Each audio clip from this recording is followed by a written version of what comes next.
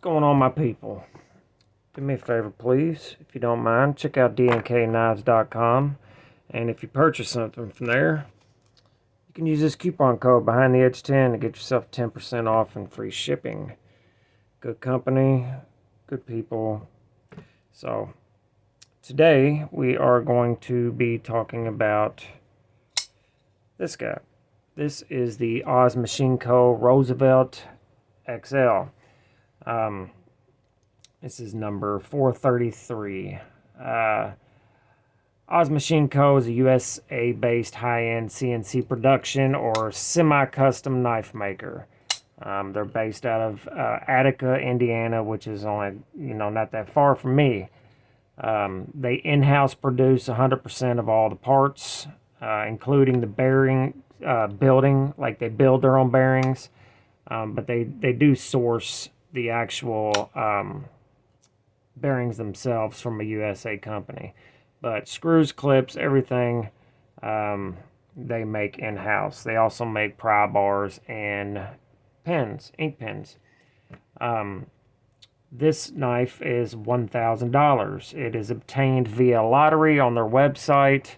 And as far as I'm aware, that's the only way you can get them brand new from Oz themselves.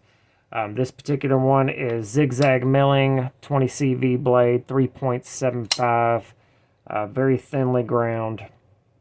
The blade steels differ from drop to drop, but typically, as far as I can tell, they're almost all Magna Cut or 20 CV. This particular one is 20 CV. It is labeled here. The older ones, like the very first original Roosevelts, they used AEBL and a couple other different steels. Couldn't really find a lot of information on it, but now basically Magna Cut, 20 CV, stuff like that, that's what they're going to use. So this knife and the original Rosie is extremely popular, and for good reason. I mean, it's very good, well made, has excellent fit and finish and execution. It's also not easy to get unless you overpay on the secondary, so this is very much a status knife. This is the epitome of the CNC high-end production world. And I do call this a production knife. In my opinion, custom means custom. And this, to me, is a very, very high-end production knife, along the lines of Brown knives or Herman knives, and knives like that. It's a little step above, let's say, Hinderer, which is also a high-end production knife company. This is the XM24, this is what I carry today. But a lot of people, would prefer the Hinderer, but, anyway, $1,000 knife, so it's quite expensive. And we'll talk about that a little bit at the end. So we're going to do this on a pros and cons like I typically do. Not a lot wrong with this knife, obviously. There better not be for $1,000. But first, we're going to do the pros like always. First thing, right off the bat, it is very well done. Just all around, in general, very well done. The finish is very even all over. The milling is excellent. And this isn't the only milling pattern they have. They have smooth scale, different milling patterns. They've some of them with speed holes or cutouts, different pocket clips, Damascus. There's a lot. They differ from drop to drop. But as far as I can tell, this is only the second one I've ever handled. As far as I can tell, they are just very well done. And this one is definitely no exception. Next, excellent action. Ceramic bearings. It has a double detent system. Not 100% sure why, because I don't know what makes it. I'm not smart enough to figure out why they would use two detents on this particular knife, but it works pretty well. It will slam shut quite good, even for this extremely light, thin blade. The action is great. The deployment is crisp and feels good. I like it the way it deploys a lot. I don't know how to explain it other than it's just crisp, and I know that is a moniker that is just overused. Next, it carries very well for its size. It's not a little knife for most people, but it's barely noticeable as thin as it is, and it's not super light, but it's not really heavy either. I'm not even sure how heavy it is. Let's see real quick. Ounces. I'm gonna guess 5.1. Man, that was pretty close. It's close as I've ever been, actually, to guessing a weight, I believe. So 5 ounces. A lot of people would scoff at that and clutch your pearls. That, oh my God, it's so heavy. It's not. It doesn't weigh anything, in my opinion. And it carries very well for its size. Next thing is it is an exquisite slicer.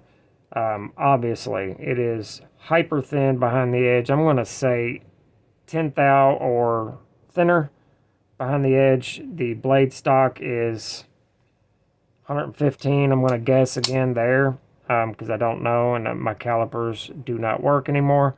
But is extremely good slicer. Very tall blade. Almost blade shape like a kitchen knife, and it slices just phenomenally well. You can slice an apple without cracking it. You can slice a potato without cracking it. It is that slicey. It is good. Next thing, it's a decent investment, and I know at $1,000 that sounds crazy, but in the current knife market, as of right now that I'm doing this video, even though the knife market is just absolute trash right now, you're just about guaranteed you can get your money back out of this, if not a significant profit. I've seen them up to $2,000 on eBay. Now, I don't know if they sell at that, and I honestly don't know what they're selling for on the secondary right this second, but the last time I saw, they were well above table almost every single time, especially if you get one that is a popular finish or design on it. And if you don't abuse the crap out of it and beat it all up, you almost get your money back. This one is definitely a user and it's well used. I've used the crap out of it the past few days myself, and I know the owner of it absolutely uses everything he has. So, in my opinion, it is a great investment overall. And not that I would think any knife is an investment per se, but you won't lose. I don't think, anyway. Unless the bottom falls out of somehow, some way. Maybe there's a holdback issue or some kind of thing like that. I'm not saying that that's a thing, but it could be. So, that would be the only way I would foresee the bottom falling out of the value of this knife or knives like it. They just hold their value very well. Next, 100% USA made. So nothing really to keep going about that. That's a big bonus for me, and that is a absolute pro. It is 100% American made. Next, American or ergonomic masterpiece. It is just hand melt. It melts in your hand. It feels amazing. Very comfortable in use, not just holding it, but in actual use. The jimping is aggressive, and I like that, and it works well. You can even front flip this knife with that jimping. Very good. Next, nice tall blade and a perfect grind. Let me see if I can show here. You get absolutely tons of sharpening life with this plunge ending here at the end here. I forget the name of it. Anyway, having trouble talking tonight. Tons of sharpening. This grind is just absolutely amazing. I'm 99.9% sure it's a CNC grind. I'm almost 100% sure on that, but it is very well done, and I like the termination here. Lots of sharpening time. And lastly, this is one of the best trade bait knives of all time. And you could trade it easily to get something that's probably worth more money. Because it's just so hard to get. On the con side, there is a couple, not a lot, really. There's not much bad to say about the knife. First, the thumb hole is not great for thumb deployment. It takes a little bit of getting used to. The reverse flick is absolutely perfect. One of the best. The thumb deployment, you can't really deploy this way very well. But if you just press up into that groove, it also wants to fail as well. You kind of have to pull your thumb away. So it's not perfect there, but I use the reverse flick anyway, so that's my preferred deployment method anyway. Second, it's not widely available, which is the cause of the crazy secondary prices. They don't make a ton of them. They make quite a few. We're on number 433 here of the XLs, but they don't make enough to keep up with demand, so that's what's going to cause them high secondary prices. So it kind of sucks not being widely available, but I don't think that matters. Also, if they were churning them out like crazy, you couldn't really justify that $1,000 price tag, for one, and for two, it would just saturate the market and nobody would want it. The ones who want them would have them, and then that would be it. Lastly, on the cons, wow, is it expensive for a CNC knife? $1,000. Man, I really don't know how I feel about the $1,000 price tag on this knife. Obviously, a small maker buying all them CNC mills, that cost a crap ton of money. So the R&D cost on this knife is exceptionally high. And I understand that. So he has to recoup all that money. He has to pay for the machines. He has to pay for the materials. He has to pay for all the...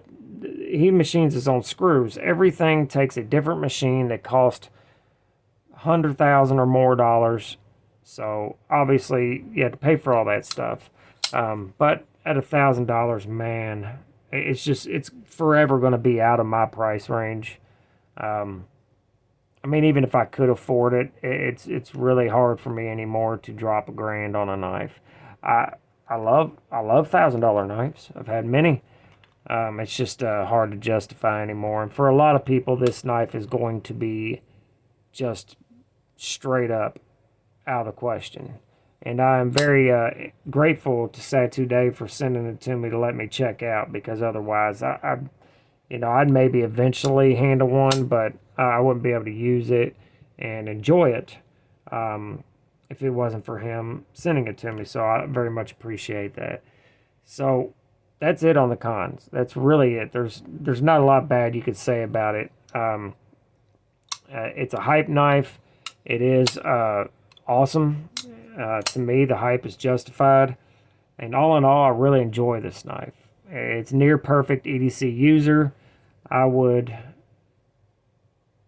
probably bet that 95% of all these that are made never get used, which is that's awful, because it is such a good user and it should be used, and it's definitely deserving of some pocket time with some actual use. I'd love to own one, and maybe one day I will. Actually, this knife is on my list of knives I want to get this year. Right here. Actually, all the ones that Dave sent me to check out are on this list. So these are all the ones I want to own this year, and I'm working on it. I've got a couple of them so far. So we'll see. Tomorrow I got a surprise one unboxing. So be on the lookout for that. That's all I got on this one, guys. Make sure you're good to each other, love each other, and remember, man, life is way too short to be a dumb cunt. Make sure you subscribe and like the video if you do, please. Thank you. Later.